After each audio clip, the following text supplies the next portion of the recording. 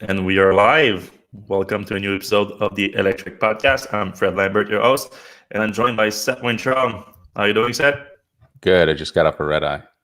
Yeah, we're both pretty tired right now. I woke up very early here in Paris to be able to cover the pickup truck event, the Tesla Cybertruck event, and Seth just got off a red eye. So we are both going to be a bit low energy for this podcast, but we're going to try our best to keep it entertaining, because stay tuned. There's plenty of information to discuss, even though we did, if you missed it, go check it out, but we did a podcast right after the unveiling, just unload our thoughts, including test ride of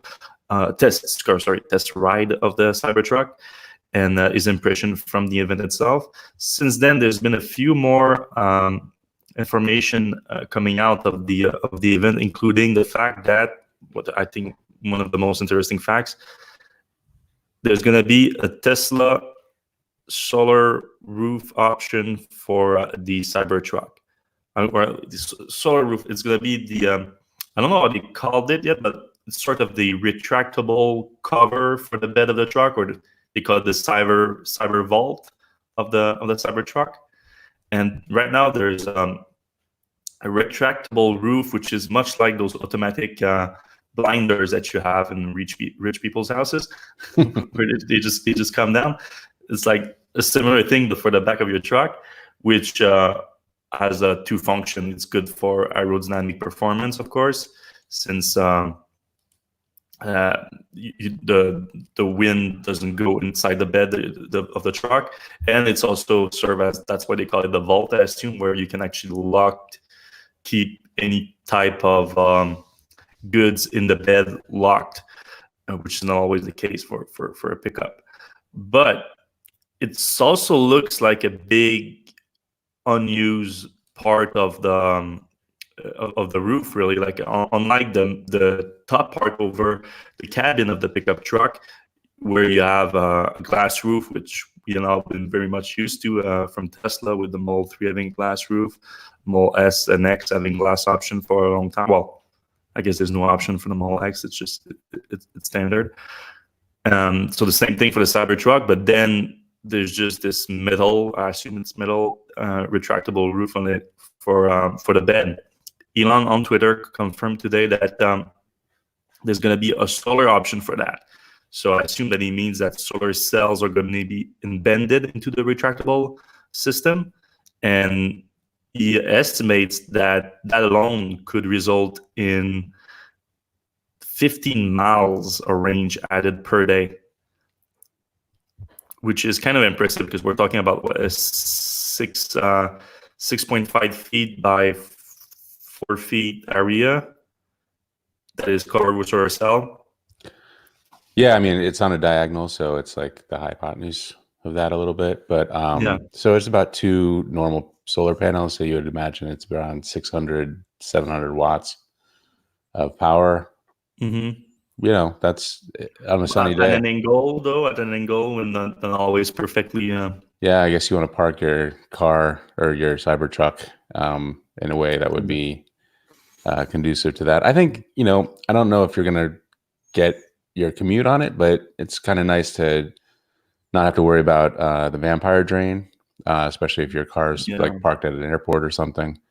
Maybe you get your Sentry or your Tesla cam stuff covered, and that alone, it's pretty cool. And your car's not doing anything anyway, so might as well be absorbing some electricity.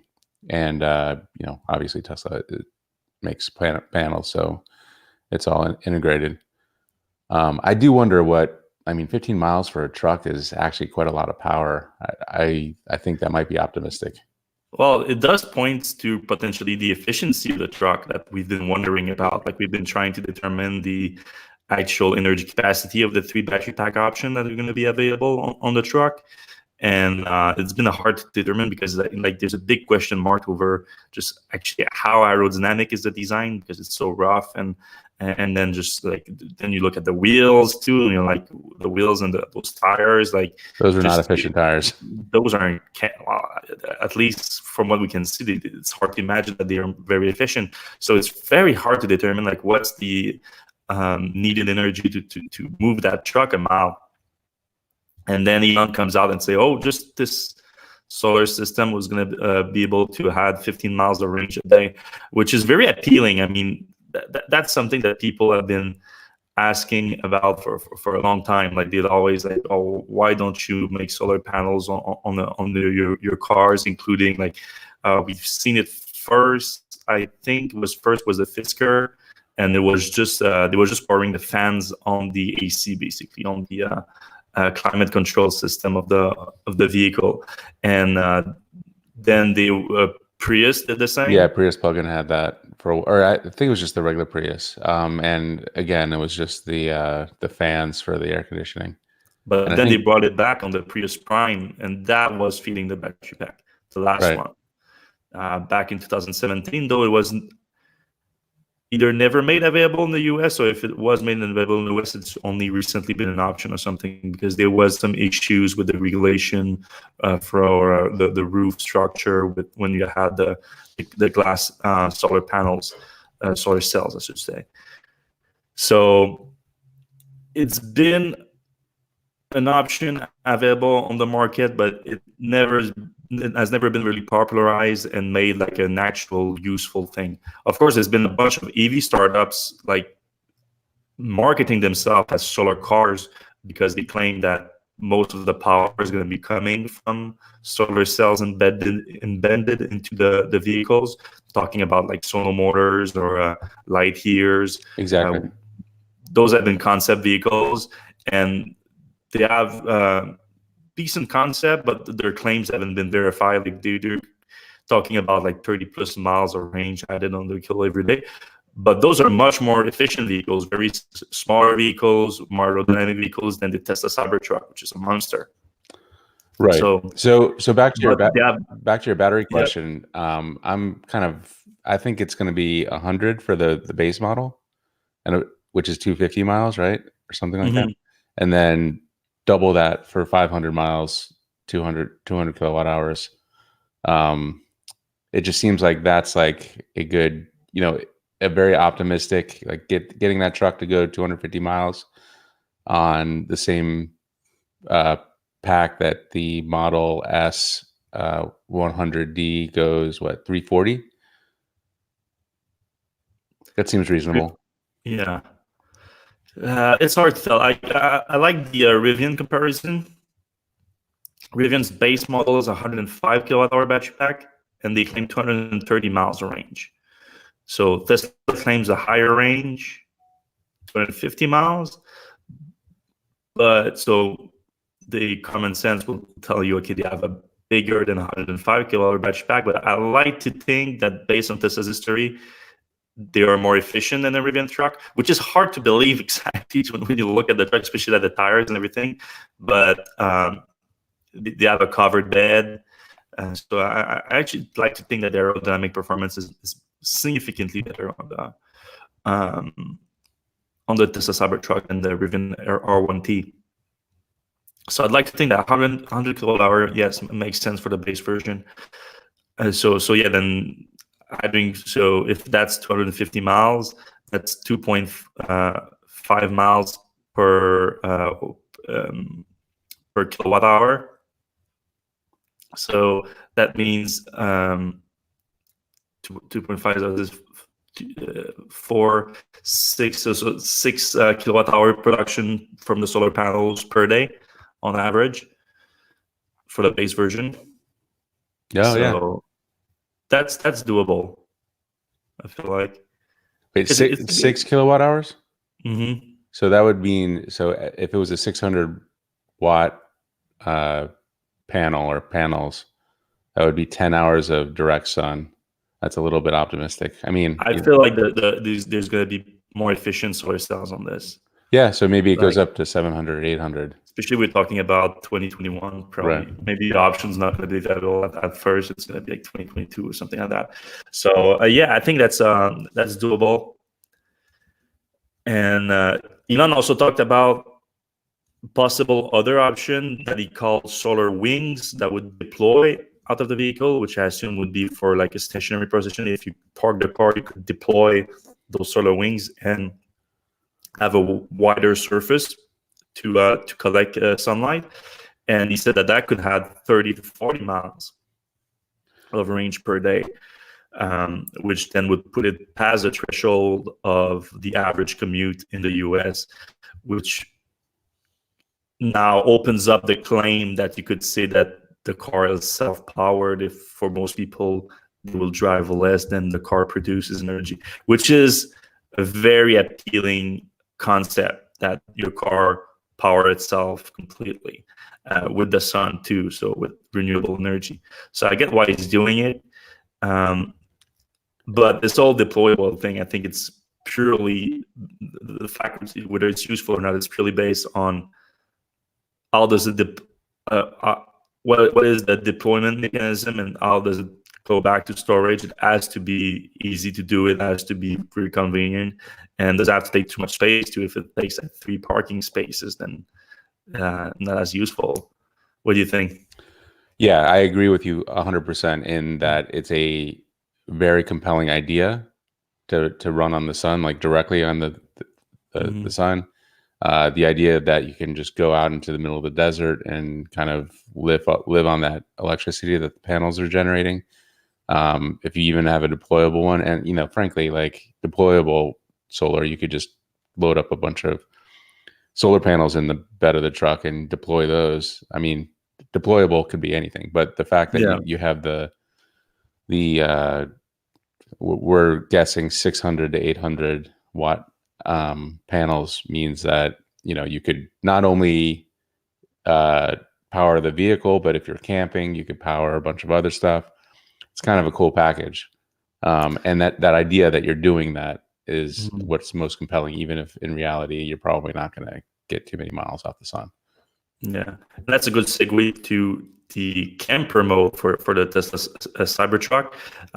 That's Elon didn't talk about it during the presentation, but Tesla did release an image on the website, which we posted just a few hours ago on Electrek, with this whole camper configuration with a tent coming out of the bed and some kind of kitchen appliances accessory that you can basically slide off the bed in the back.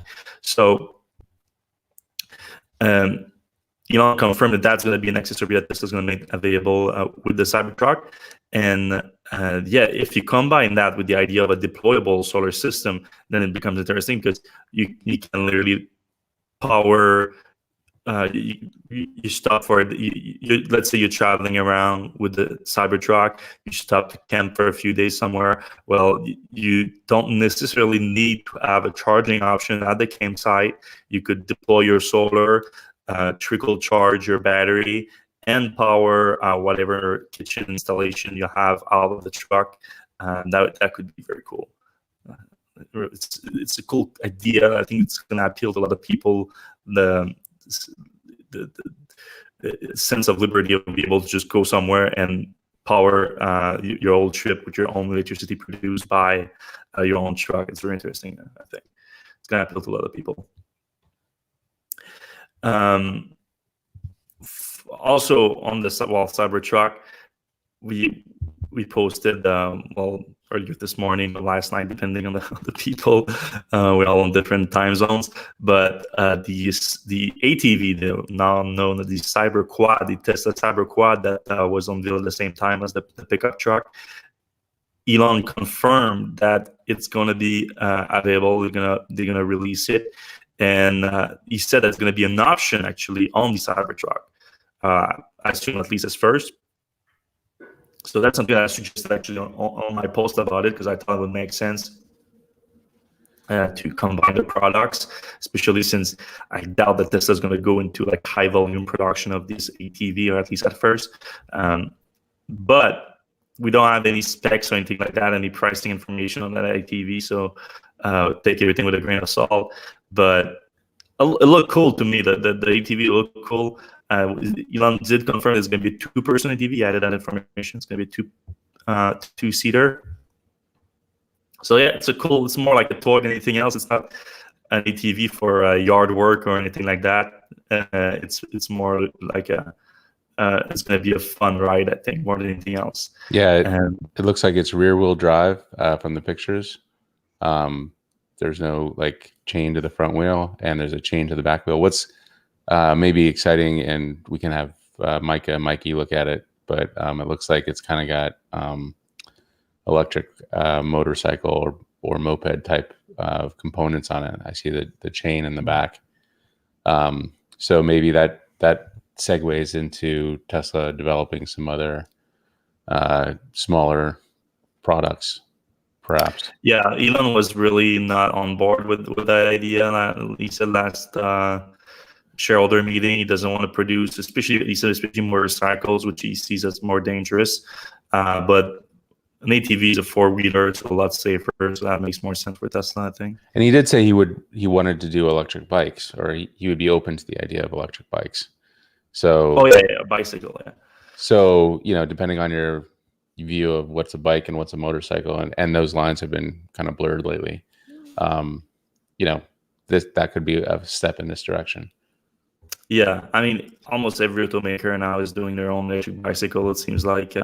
But it's all about just like putting your name, your brand on some bike. Really, they really seems to have much to do with the actual components and anything like that. Because of course, Tesla is not producing like a electric bike motor. Like they're used to producing like 100+ kilowatt motors, and for a bike you want this like a 750 watt motor or maybe like a 1 kilowatt motor would be very powerful for an electric bike. So 100-fold difference is a major difference. But yeah, still a possibility in my opinion, but far-fetched a little bit. All right. Moving on to other Tesla news this week. One interesting one I thought was the confirmation that Tesla is going to offer what they call an all-weather protection kit for the Model 3 for free for existing owners and new owners with new car deliveries. The kit basically consists of 2 mud flaps, and Tesla confirmed it's to protect against the paint against excessive wear. So it's a problem we started to see after the last winter, and some Tesla owners in areas where they use sand on the road, where they use granite or salt because of the snow to get better road conditions. There's been some unusual paint degradation behind the wheels, which means like the wheels just blow up some sand or whatnot, some little rocks, and the wear is a little bit faster. To be fair, that happens with most cars in those regions. It's just that it doesn't happen that fast. And Tesla, with the first winter, for a lot of people, it was quite big. I didn't experience anything major on mine, even though it spent the whole winter in Quebec, where it's basically as hard of a winter you can get. But it did start a little bit, like I've seen some start of it, so I'm starting to get worried about it. I was considering adding some Excel protection film on the bottom. I thought that might be enough to just because it was kind of minors. But other people, I saw them having way bigger issues. So they were looking at aftermarket mud flaps for the Model 3s, and there's a little market, third-party market that sprung out of this issues, and a bunch of people started offering the product. But now Tesla is going to offer its own for free, so that to appease those owners that are worried about those paint issues. Funny enough, they said that they're gonna send that memo to Canadian service centers and Tesla stores. That their staff know. They said it's going to be available for all Canadian owners, except for BC, which is kind of weird. I mean, to be fair, they do have a more temperate climate than but the rest of not Canada. that temperate. I mean, that's yeah, they still have a winter. They still have some snow. yeah. But also, when I got the memo, I asked Tesla directly, like, is there going to be other markets for it? Because the Northeast in the U.S. also has some decent snow, and they do also use salt on the road and sand. They do that in New York, right? Oh yeah. Yeah. So I figure like maybe they should offer that to New Yorker Tesla owners too. Tesla didn't get back to us on that. So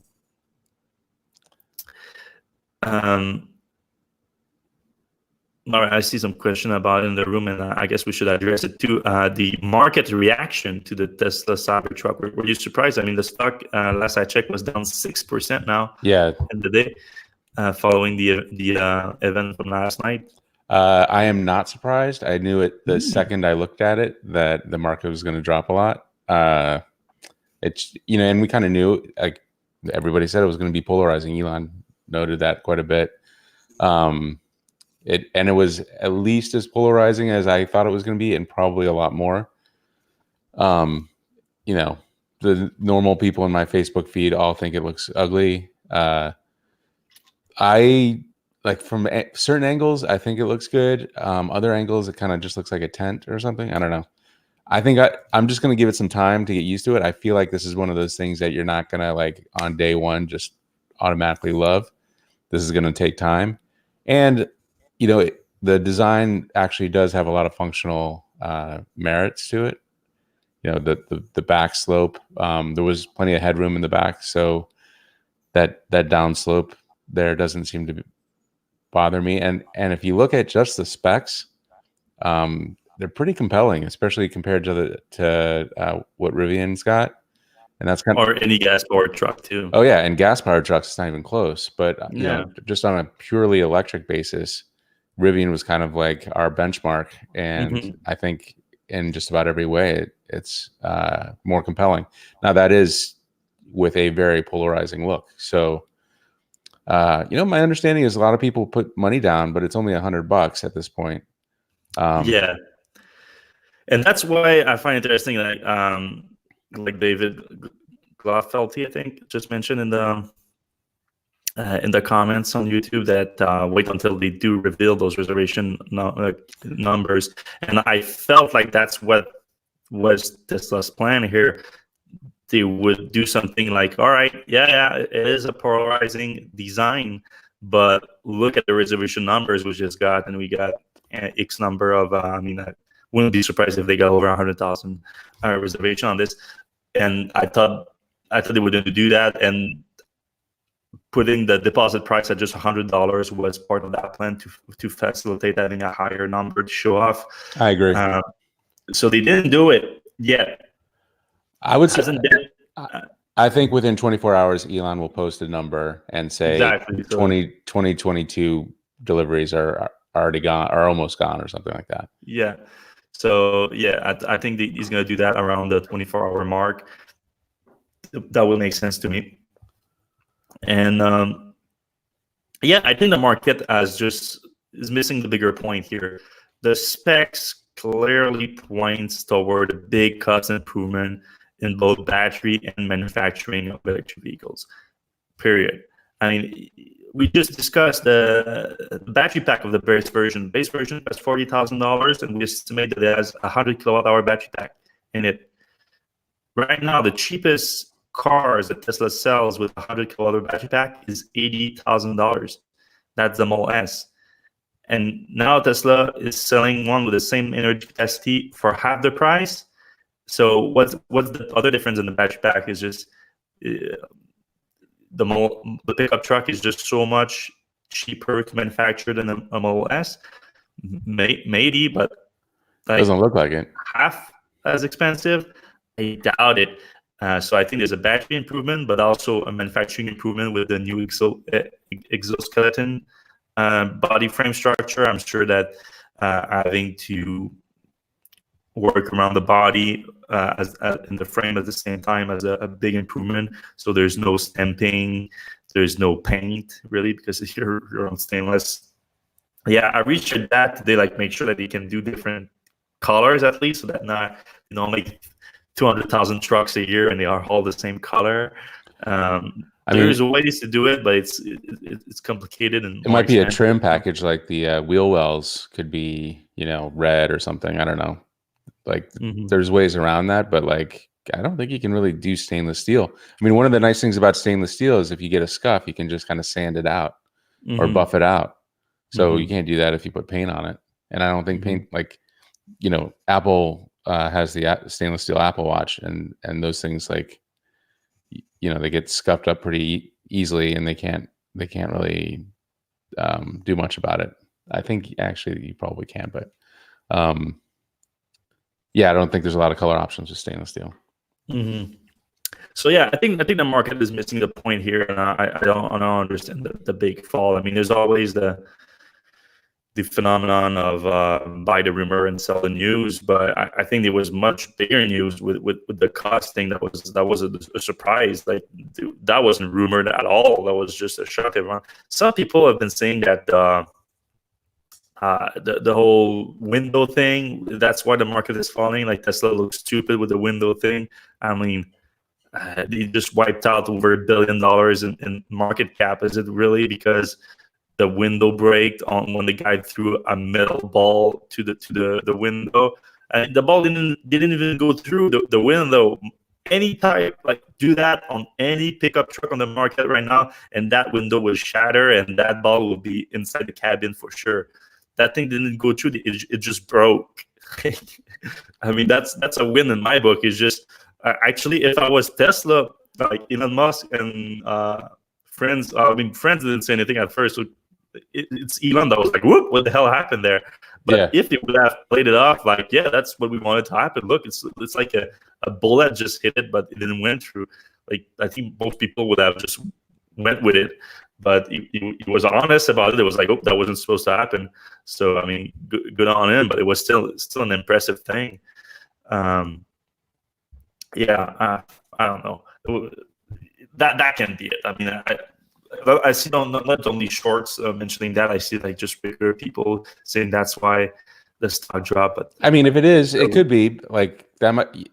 It shows that Elon's not perfect and all this other stuff and whatever. But if that's the case, then it's going to bounce back really quickly because people are going to forget about the ball thing pretty quickly, I think. Yeah, before they mentioned it, I already forgot about it. I mean, right. It did look stupid for the rest of the show because they mentioned it. But if they wouldn't have mentioned it, it would have went smoothly. But yeah, I think there's a lot of. I think the truck is going to be a success. I'm not going to lie. I'm pretty sure it's going to be a success, and that all, like, I'm not a stock analyst or anything like that, and full disclosure, I own Tesla stocks, and don't take my recommendation for granted. Just do your own research. But the way I see it, that drop in price is going to be wiped out pretty quick after they announce the reservation numbers, which I think are going to be very good, in the six figures. Whether it's low six figures or higher six figures, I'm not sure, but they're going to be very big. Why? First of all, look, our articles on it are extremely popular. I look at the Google search terms. Tesla trucks skyrocketed past Model Y, past Model 3, past all that. All that. It's the event appeared to be bigger than any other event Tesla has done in the past, and the coverage is everywhere. The breaking of the glass, actually, of the windows might actually have helped, because that also brought a little more eyes to the event, because a lot of people were making memes and whatnot. And I doubt that would have stopped someone who was gonna buy it to not gonna reserve it, I should say, to not reserve it.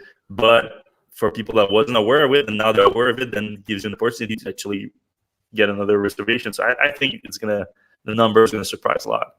Do you have a guess on the numbers? I don't know.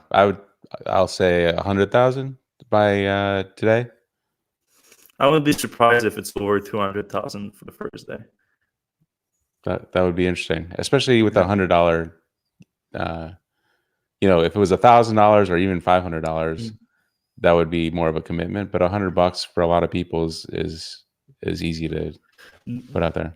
Yeah, and what makes it easier too with the $100 is that like I've seen with my last few reservations on Tesla vehicles, reservation don't mean a lot with Tesla anymore. That became clear. Like I was first day reservation holder for my Model 3 and ended up getting it like a year after the vehicle launched because it's not the same time in Canada, and then the configuration I wanted wasn't available yet and everything. And it's going to be the same thing with the Tesla truck because, right now I really want that tri-motor version, and it looks like it's not going to be the first version available and whatever. So, and the other people in this situation. So normally I wouldn't really have reserved it. I would just have waited for it to be available and see if I really wanted it at that point. But now it was just $100, and so I'm not putting aside $1,000 for 2 years. It's just $100. It's not doesn't affect my budget that much. I'm like, all right, I'll put the reservation in, and I did. Did you? I actually haven't, and here's why. Yeah. One, I don't think I'm a truck person, like not a pickup truck person. If it was the exact same configuration, but it had like a bed in it, maybe I would. But I'm getting a Model Y. I already have a Model Y reservation. So I don't know. I mean, and I did reserve a Mustang earlier this week, so I think I've used my stuff out. And actually, the third and probably the biggest reason is that Tesla is not great about giving people the reservation in order. I think we saw with the Model 3, like maybe the first 2 months they were kind of going in order. And then after that, it was just a free for all, and like people who had reservations for 2 or 3 years were not getting theirs, and people who just ordered like a week ago were getting them. Yeah. So I don't put too much faith in Tesla's adherence to their order list. I think they just kind of send cars everywhere and try to fill the order, the line in which people signed up. But I don't think if you want a truck, you can get a truck, I think, at the time that they're selling them. So for the Mach E, are you serious about getting it? You really want? Yeah, I just think it's good to have a non-Tesla vehicle, and we're getting rid of our Bolt, so Chevy Bolt. So this is like the best non-Tesla electric car, I think, on the market right now. Mm-hmm. So I mean, it's not on the market right now, but it's only a year out, and I don't know. It's a nice car. Is there anything else you want to add that you couldn't do in the last podcast because you were still under embargo? Oh, I don't know. I feel like we hinted enough at it. But you did the test ride in it. Yeah, the ride was great. It wasn't like off the line acceleration like a Tesla or even some other vehicles. And this wasn't the GT version either. Oh, okay. Yeah, they put us in the performance one, which has all-wheel drive, but the front motor is only 50 kilowatts, so it's not super fast.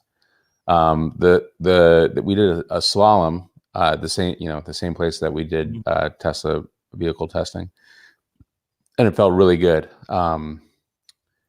It was the kind of thing where the driver was going so sharp left and right that people were like falling over like in the car, but the car itself was doing fine. It wasn't, rolling over or anything like that. It was pretty smooth. And the interior's nice. Their center console screen is really nice. I don't know if I'm going to use that volume rocker thing or not, that's knob or whatever they have. I don't know how well that would work, but I do enjoy CarPlay and Android Auto on the Chevy Bolt, so that'll be nice to continue to use. Yeah, I don't know. It's a nice vehicle. I mean, it's going to be kind of weird because we're theoretically in a year going to have a Model Y and a Mustang Mach E, which I guess will be good for testing. Like, which one do we Yeah, like more? Which one do you like more? Yeah, exactly. You're going to be able to do some real world comparison tests. Right. All right. Staying with the pickup trucks, though, it looked like because of the Tesla events, a lot of other companies that wanted to ride that hype a little bit, and there was a bunch of other announcements that came out the same day, really, that Tesla unveiled a truck earlier in the day, including first off GM. Mary Barra confirmed that they will bring to market their first electric pickup truck in late 2021. Now, did they mean fully electric or just with a electric hybrid type of Well, motor? she did say electric, but I mean, if she means hybrid at this point and doesn't specify it, I mean, she has to be ridiculous or something. Right. It's almost 2020 now. You cannot call the hybrid car electric at this point. It's all electric or nothing. I mean, usually they have some shame and they just say electrified. But we know that the leadership of GM hasn't been shameless. So yeah. But then they also know like everyone else is coming up with their own electric pickup truck. They have to do the same. So she said that. She didn't reveal anything else about the truck, but late 2021, that's also when the first version of the Tesla Cybertruck is supposed to come. And then you add Lordstown Motors, which, speaking of GM, they just bought GM's Lordstown Motor, the factory in Lordstown, Ohio. Yeah, that's where the factory is. But GM was decommissioning it after not allocating any of the vehicles produced there, which are escaping my mind right now. But they had 2 vehicles and they stopped producing them there. Sold the plant to Lordstown Motors, which really a brand new company that is sort of a spin-off of Workhorse, which we've been reporting on Workhorse for a long time. They had a few electric vehicles, an all-electric van, and then a pickup truck, plug-in hybrid, but with a significant range, like I think 60 kilowatt-hour battery pack, so it still had like a decent all-electric range, but it was a plug-in hybrid. So it was never clear what's the exact link between Workhorse and Lordstown Motors, but it looks like the founder and CEO of Workhorse left Workhorse, started Lordstown Motor, and said that they're going to use Workhorse technology to build their truck, their pickup truck. So we assume that actually the pickup truck is probably going to be plug-in hybrid. It's just going to be a version of the Workhorse truck. Actually not. The same yesterday, as I was preparing to unveil their truck, they claim that they're going to beat Tesla to market with their own truck, which is now called the Lordstown Endurance electric pickup truck, and it's going to be all electric. It's going to start at $52,000 before tax incentive, decent enough price. Going to be available at the beginning of Q4 2020. Ooh. Talking again about a company that didn't exist last year, a company that doesn't seem to have a working prototype of that truck, and that just acquired the plant earlier this month. So less than a year, really, they want that to be in production. So yeah, it's very optimistic. Allow me to be skeptical on that claim. Also, I find it interesting that they chose Lordstown to be the name of the company. Yeah, I mean, Lordstown is kind of I hate to say it, but it's like a very blue collar. Well, I mean, that's not bad for pickups, but still, it was kind of down in the dumps because of the plant closing. There was like a ton of specials on like the news programs about how like everybody's leaving the town, and it just seemed kind of depressing. And to pick that up seemed kind of like a risky move, or maybe not well thought out. But even regardless of the connotation with that, right, just Lordstown, just as a brand name, like Lordstown Motor, and then it's called the Lordstown Endurance.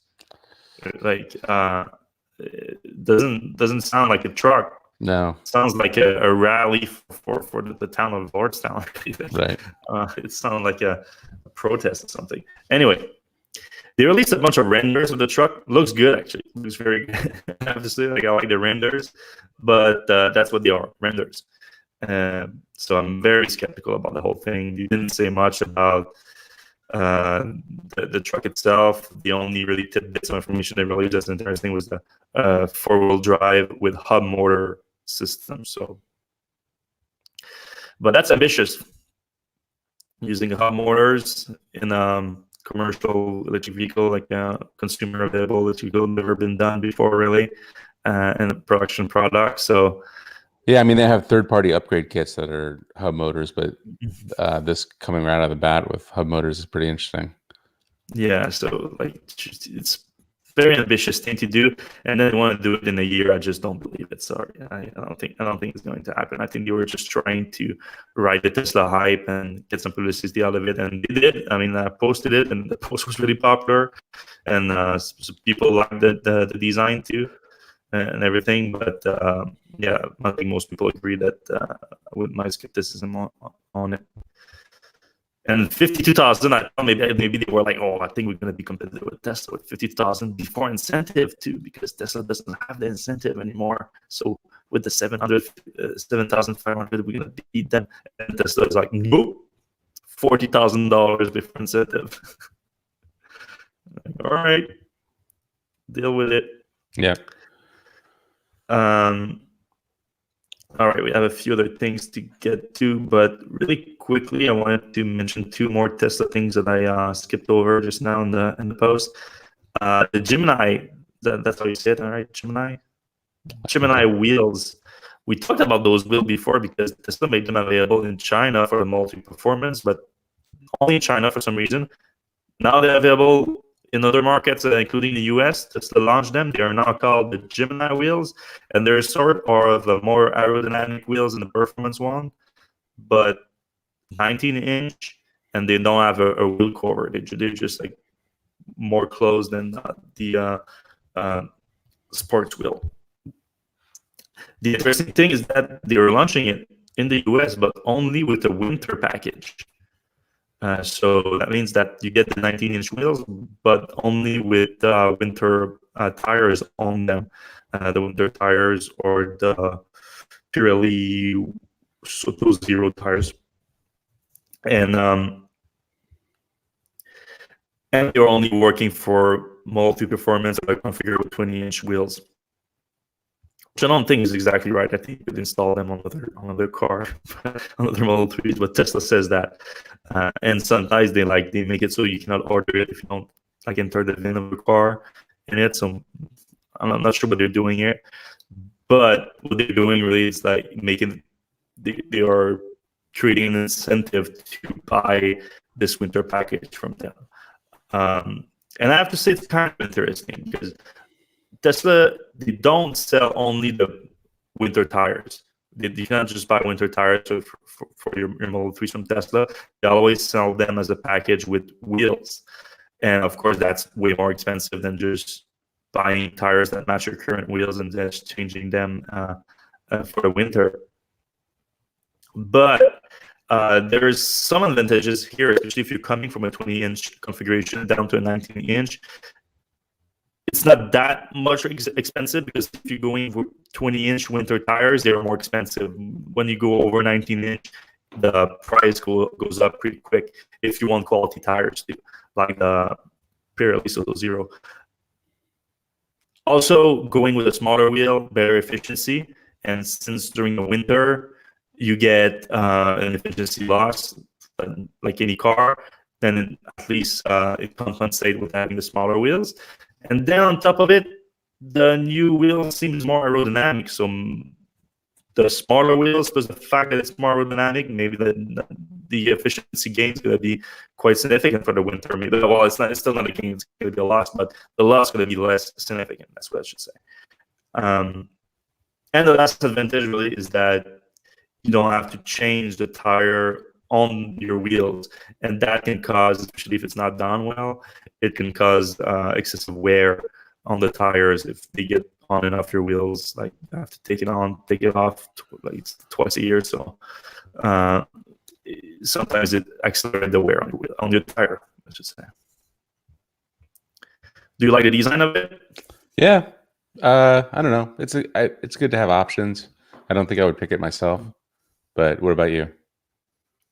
I don't prefer the look to them over the sports wheel, like the 20-inch I have right now on my Model 3. But I was considering the Iron wheels for my winter my winter setup. But I didn't like the design that much, and then Tesla just said you cannot put 18-inch wheels on your Model 3 Performance. That doesn't work. Like this, I'm like, what? It should work. And now that was like last year, before they were actually selling it standard. Now the Model 3 Performance with 18-inch wheels, and so clearly they were lying to me. Or maybe, maybe they just hadn't gotten around to checking to see how it worked.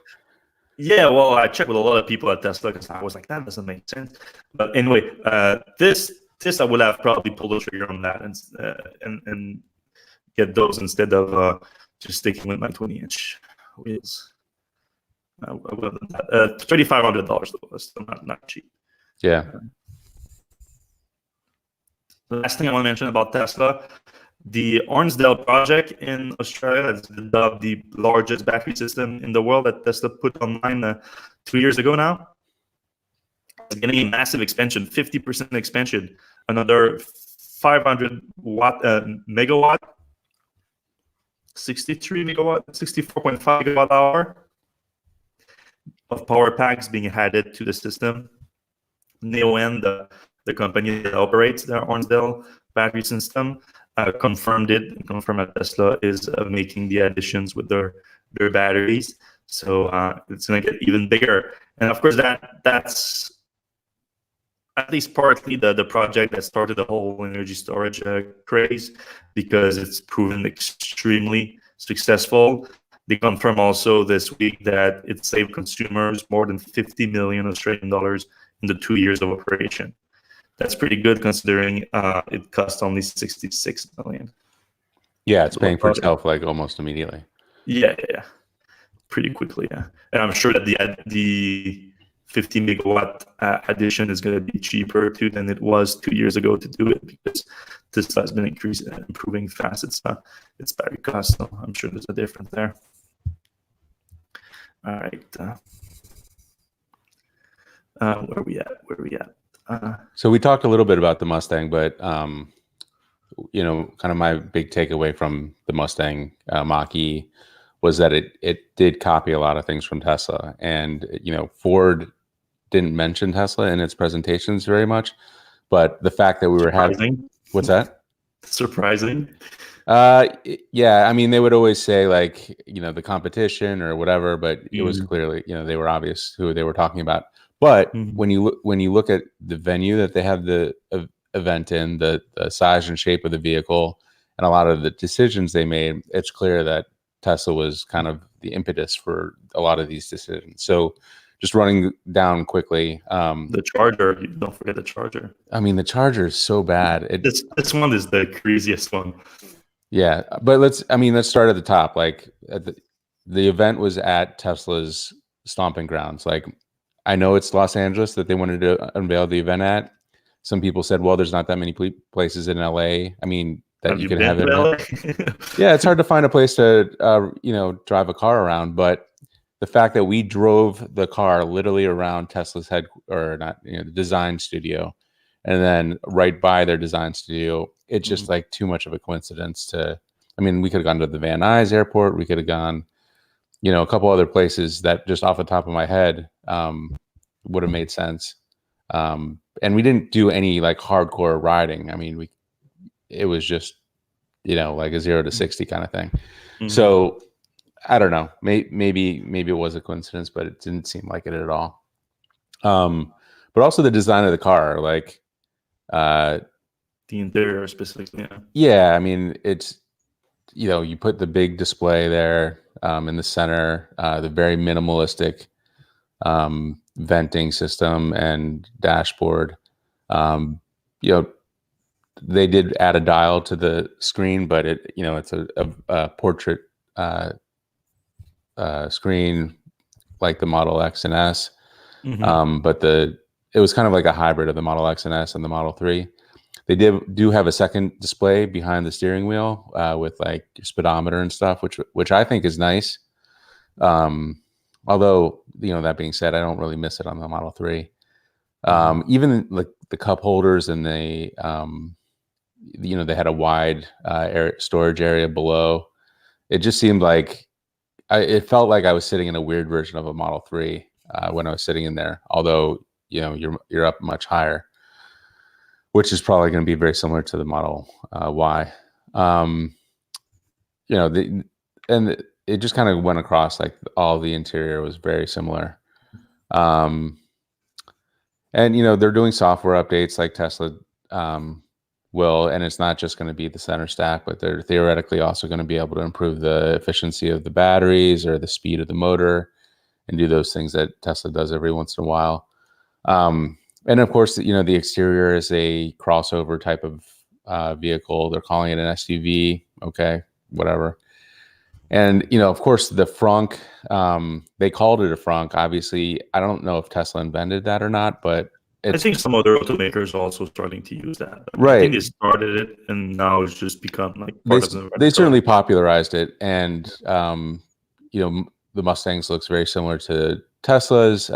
Actually, Ford did some cool stuff by making a drain at the bottom of it and making the area waterproof. So, like if you're in the mud or you want, if you have something stinky like pizzas or something, and you want to put that in the front, you don't have to smell it in the middle, or you can just fill it up with ice. Ford said, like if you put the hood down, ice will stay in there for 3 or 4 days, so you can keep like. With the sun beating on the hood, I don't know. Maybe it doesn't. Maybe there's no sun in Detroit or something. I don't know. Wherever they tested it, they said they had a few days of ice in there with the thing closed. And then the obvious and probably most horrible example is the charging stations that they put out, which like very cringy. Like it felt like this was done in a week by a high school art team or something. Because it's a bad version of a supercharger, right? And I mean, it's a level 2 charger. It's not even a supercharger. That too, but I mean the design itself too. And I reported on it when it was we saw a Lincoln one, and for the Lincoln, which of course, if you don't know, Lincoln is owned by Ford, and Lincoln had actually the excuse of at least the cutout inside of it was the shape of the Lincoln logo, but then at the event there was one by Ford, and they didn't have that because of course the Ford logo is not the Lincoln logo. Yeah, and the materials were just really bad. Like I can't tell you how like just disappointing it was, especially with the level 2. And then that kind of goes to the next area where like Ford is copying these things, but they need to copy these other things as well. So Ford is touting the biggest charging network of any automaker, which is a bald-faced lie. Like they're basically. They've got deals running with Electrify America and EVgo and all the other ones, but that they're including level 2 charging, which is pointless on the road, unless you want to spend 6 hours at a rest stop. On the road overnight, it's useful, but not for overnight destinations. Even like if you want to spend 3 or 4 hours at a mall, maybe you get 100 miles of range, something like that's like the very best case scenario for quicker charging. But realistically, everybody's really just wants fast chargers, and Electrify America and EVgo combined aren't and Green Lots and ChargePoint aren't anywhere near where Tesla supercharger stations are. In addition to that, it's obviously a lot easier to charge on Tesla's supercharger network than it is with Ford. And the people I talked to there just really didn't seem to like. Either they didn't want to understand or they just had no idea what they were talking about. They seemed to think level 2 chargers were sufficient. Like blows my mind. Yeah, it's like, I mean, none of them have ever used an electric car. Like they just don't know what it's like. So that's like got it right there. Like they got it so right. If there's some place you have to copy Tesla there, it's exactly on the charging the whole idea behind charging, because it makes so much sense.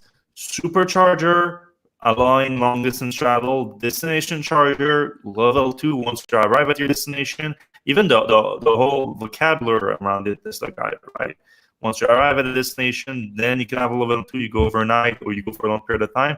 And then they even got though I think the deployment is not quite there yet, but the whole urban supercharger too, I think that's also a big and an important part of the strategy for people that cannot charge at home. You have those urban superchargers where you can just plug in and once a week or twice a week, whatever, and be done quickly. The whole strategy is not perfectly executed yet, but the strategy it makes sense, is almost perfect. Copy it. Just copy it. Yeah, exactly. And, since Ford does have a dealer network and these dealers theoretically are going to be selling the Mach E, like, why not just say, all right, every dealer in Ford's lineup has to install a couple like real fast chargers, not like, they have these 25 kilowatt ones that are, they're kind of in between level 1 or level 2 and level 3. I mean, they're DC, but they're slower DC. I just don't think that's good enough. Like, I mean, they're not well positioned often. So that does a couple things. One, it allows Ford to quickly charge its vehicles on the lot. Two, it allows Ford customers and theoretically other electric vehicles to come by and charge when they need to. And, while they're charging, Ford can show them their electric vehicles or their other vehicles and, have a captive audience. But probably the most important thing, and of course something that they hasn't even crossed Ford's mind, is when somebody's looking at a Mach E and they want to say, well, how do I charge this if I'm going wherever? They can literally pull the thing up to the fast charger and say, this is how it works, and put it in, and then they can watch the mileage going up. And for a customer to see that, it would be fantastic. I mean, they should do that at Tesla dealers. I think it would be incredible. So they do have supercharger at some of them, and the people there are pretty helpful about that. But this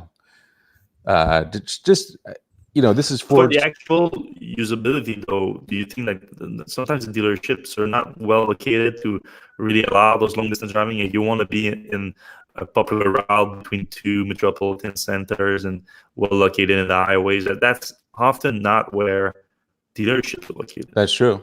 I don't know. It's just the best that they can do right now. Like I think it's an easy fix. It's the minimum they can do. Right. I feel like all places that sell cars should have electric station. That just makes sense. Yep. Yeah. I don't think it's why it's even a discussion between those large automakers. Like, just want to keep selling your cars, just install this. Right. Crazy. And so, good segue there. There was a survey that found that customers or people surveyed found that about an even split preferred the Mustang Mach E to the Tesla Model Y. 51 to 49, so right. barely more. 51% to 49%. Yeah, I mean, I think the Mach E, the looks of it, I think the styling is good. Obviously, the Mustang purists, with quotation marks, they're not fans of it, but I think overall, people really liked it. And, a lot of people are comfortable and familiar with Ford. Tesla's a little bit more out there. Elon does some weird things that throws off some people. So doesn't surprise me to see the 50-50 split. And frankly, either choice is a good one in my book. Yeah. Oh, I mean, we're going to be split right down the middle at our house in a year or so. All right, moving on quickly to the other stuff, because we've been going on for an hour here, and I'm falling asleep. Yeah. Nikola Motor, we haven't heard of them a lot lately, and I was fine with it, to be honest. They came out this week with some major, bold claims about battery breakthrough that's coming up. And of course, we know them more as a hydrogen fuel cell company, but they do have electric version of their trucks that they kind of were forced to make after the Tesla Semi was announced and everything. Even though they sort of took some shot at Tesla, Tesla Semi, and should even sue Tesla for the design of the Tesla Semi, which I still maintain today that it's a patent trolling lawsuit more than anything else. So now Nikola is out saying that they acquired a company that they cannot disclose the name of yet, and part of the acquisition includes a battery which they already tested. They said they have the prototype for it, they tested it and everything, and they claimed that it has 3 times the energy density of current top-of-the-line lithium-ion battery cells. That's up to 500 watt-hours per kilogram on the production cell level, they say. And it's cycled 2,000 times with acceptable end-of-life performance, 40% reduction in weight, 50% material cost reduction per kilowatt-hour. So massive claim, one after the other. The biggest one really is that it doesn't use any of the expensive metals like cobalt and lithium, really. It says, did they say lithium? I'm not sure they said lithium. But cobalt at least. Nickel, maybe? Maybe nickel, yeah. And they claim all that stuff, but they say they cannot show us the prototype yet. They're going to show it in the fall of 2020. Well, I guess we'll wait till fall of 2020. I don't think, I mean, it is we get a crazy battery story almost every day, at least a couple a week. This just kind of falls into that category. Like, if it's so great, build it and put it in your vehicle and sell millions of them. Yeah, but I'd stay skeptical until then, because I have that up and downs with Nikola. Like, at first I was like, I didn't trust them at all, because they went with the whole thing like, oh, we have those battery trucks.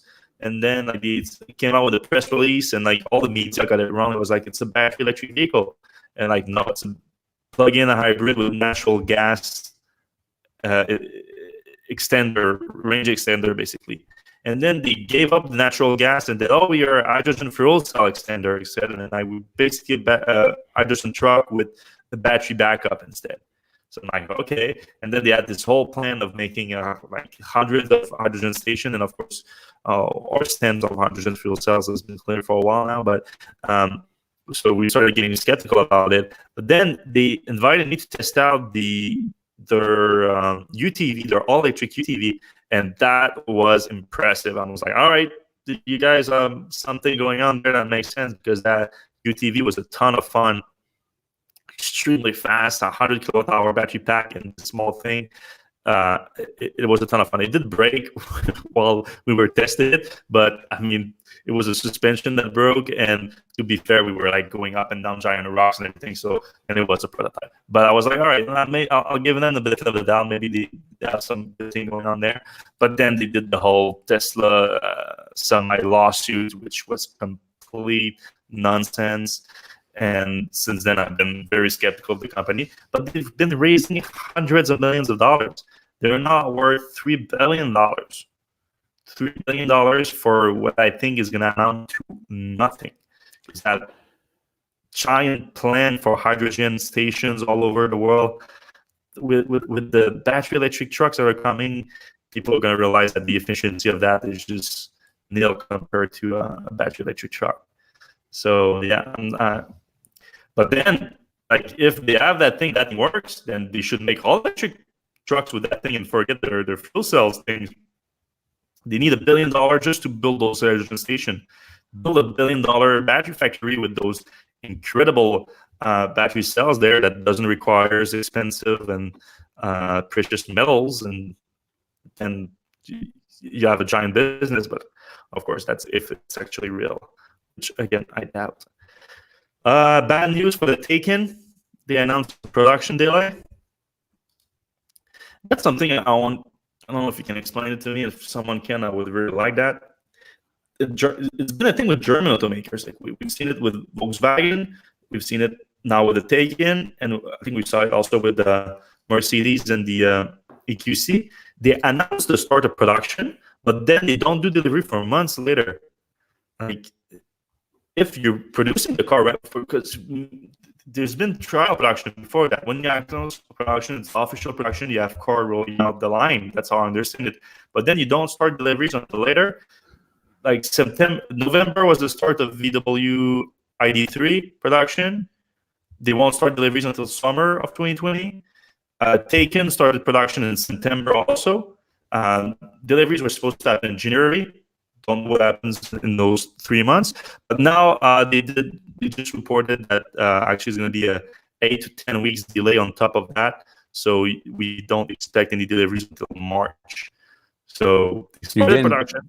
You're getting pretty close to where Tesla's going to release its plaid stuff. Good point. I mean, March and summer 2020 is like a few months, but you're right. It's getting pretty close. Yep. So if I was Tesla, I'd crank that up a little bit, put some pressure on Porsche, try to convince a few of the 20+ thousands Porsche reservation holder.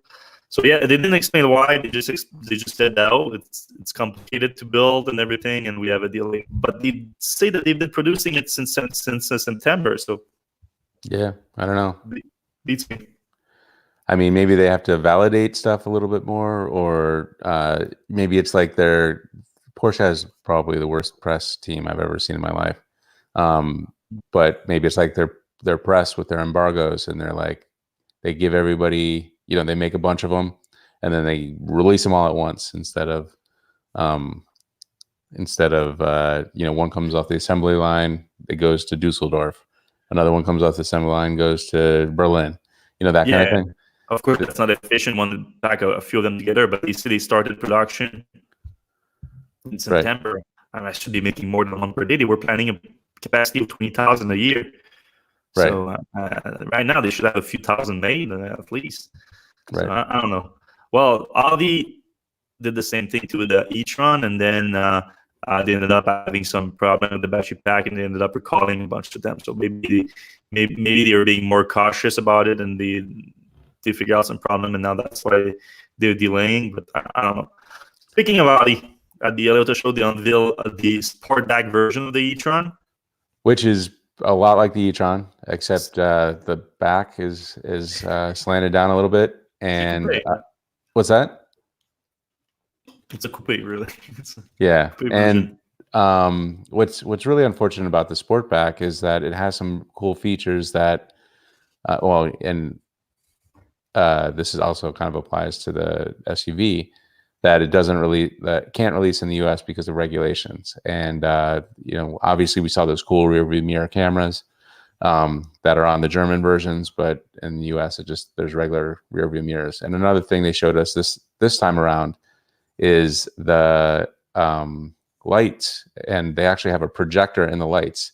Yeah, the matrix LEDs. Yeah, so what it does is when you start up the car, turn off the car, whatever, it does this cool animation, which, it's kind of neat, but there's actually a functional component to it where it tells you, like, it'll shine in the lane exactly in front of you on the highway, exactly where you are, so that, if you're swerving to the left a little bit or swerving to the right a little bit or even close to the lines, it'll kind of tell you where you are in the lane. Mm-hmm. And it's only a grayscale right now. It's not color or anything, but they said that in coming iterations of it, they could make a red light or a green light or whatever. So it might even kind of take that a little bit further in upcoming versions of it. I thought it was amazingly cool, but unfortunately in the US, you're only allowed to have regular lights and brights, and anything in between is illegal. So Audi can't use that here, which is really unfortunate because it's not only cool, but it's also a safety measure. Yeah, the US is very strict about those things like that. Like, since I've been in Paris, like, I've seen a bunch of those cars with those cool flasher indicator that goes progressively from one side to the other to tell you where they're going. I think those look so cool. I mean, it's not that different from just a flashing and blinking light, but you don't see that in the US because it's illegal. It has to be a continuous line all the time instead of a progression of the line like that. But so for me, the first time I saw it here, I was like, "Oh, look at it! It's so cool!" And everyone was like, "Of course, so I look like an idiot." But I think it's cool. Yeah. So, and there's one other thing. So Audi. So interestingly, same company, VW Group. Probably the worst press corps is Porsche, and probably the best press corps is Audi inside the same group. Just in terms of access and giving us the real information rather than trying to spin everything. And our rep there is Matt. And anyway, one thing that they told us is that the battery, one of the reasons why the Sportback has a much higher, and when I say much, I mean slightly higher 25 mile range improvement, is because Audi is now letting users use 91-ish% of the battery pack, whereas with the e-tron SUV, they were only allowed to hit 88%. And Audi has told us that they're still working on that with the battery management system and a bunch of other stuff. It could theoretically go higher, and a future update to older stuff might allow a bigger range in the Audi SUV, but they wouldn't commit to that. They're just kind of looking at that. Why? If they're doing on the new one, if this the only difference, why you can just over the update the older ones? It's a hardware consideration. There is a new battery management controller, but it's something that they're considering. It's not just software. It's not just they get more comfortable with letting people use more. Right. There's a new hardware associated with it. Right. And I mean, this is a great example of good PR versus crappy PR. Like, they told us exactly all these things. Oh yeah, all these really open up that stuff. Yeah. So good job, Audi. Boo Porsche. And I mean, when we reported on the e-tron, when I tested the e-tron and everything, I was like, yeah, I like the car, but like your efficiency sucks. And they were like, yeah, no, our efficiency sucks. But then they were like honest about it. They explained why their efficiency sucks. Like, we want to have a giant buffer for these reasons and whatnot and everything. And of course, our car is heavier too because we wanted more luxury inside and everything. So like, all right, this is a good reason. Like, you make concessions and everything. So yeah. And I think Audis are priced a little bit higher than they should be, but I think with the deals going on right now with e-tron, you can get it for, I don't know, 20,000 off. So it's competitively priced. And speaking of the VW group, Volkswagen rolled out their 2022 ID Space Vision with its gazillionth EV concept. And we were at the Peterson Automotive Museum in Los Angeles to check it out. And Peterson is awesome. They had a electric motorcycle and bike show simultaneously happening, which if you're in the LA area, you should check out. The actual vehicle, the Vision vehicle itself, is cool. It's kind of like a 4-door shooting brake type of station wagon, sporty. It actually had 2 skateboards and helmets like embedded in the rear. And if you don't know that by now, this is a concept, and none of this stuff that we're talking about will ever see the streets. And this they will have a version of it. That's why they call it 2022. Right. Because in 2022, they will have a wagon version, because they already unveiled the Vision one, which is a sedan, which is supposed to come in 2021, I think. And then now they have a wagon version of it, which is basically the same thing. But I loved it. I think it's like, I would love to throw the family in there and go on a long trip. I think it would be great. I'm just worried, as everybody else is, that this won't come when it's supposed to come. And 2022 is pretty far out. I mean, there's going to be Cybertrucks on the street at that point. So I don't know. And then, of course, they have the exact ripoff of the Tesla Model 3 display. That's okay. I'm okay with people ripping off Tesla and what you do, right? Yeah. I mean, rip off Tesla on the supercharger, please. Yes, exactly.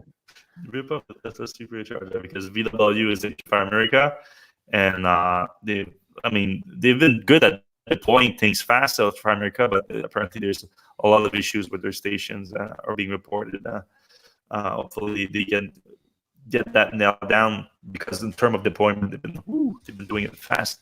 Yeah, we talked to them at the LA Auto Show, and they're doing a lot of good work, Electrify America. Yeah. So we're happy to hear about that. Yeah, and they are aware of the issues with their charger, and they are addressing it. Oh yeah. Yeah. All right, that's good. That's good. All right, that's pretty much it for us this week. Thanks a lot for listening. Hopefully, we weren't too low energy. I felt like I was because I woke up at 4 this morning, and I've been working nonstop since 4 a.m. And I know Seth too. Seth, you look pretty good for someone who's just been on the red eye, barely slept. But you've been having a fun week in California and everything. Yeah, it's been a great week. That's probably energized you a little bit. Yep.